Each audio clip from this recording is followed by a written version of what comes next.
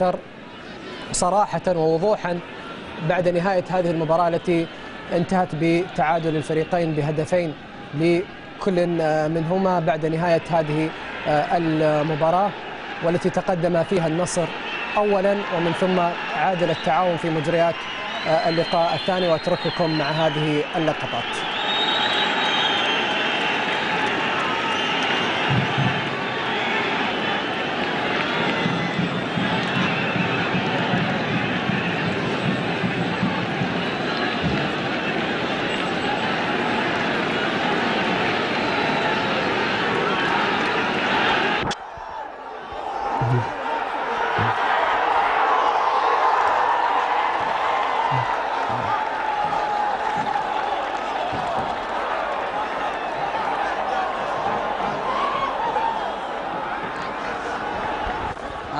وقد طرحنا سابقا أن الموضوع متاح لاتخاذ القرار، سواء كان على النصر أو التعاون كجماهير أو كمسؤولين على الفريقين أو على حكام المباراة.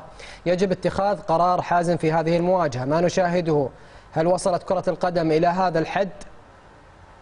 هو سؤال يطرح للجميع. لا نستطيع صراحة أن نعلق على ما شاهدناه في هذه المباراة. كرة القدم أوجدت من أجل التنافس الشريف، أوجدت من أجل أن يكون هنالك يعني شيء لكرة القدم السعودية. يعني صراحة والله الواحد يتأسف كثيرا من بعض الحالات التي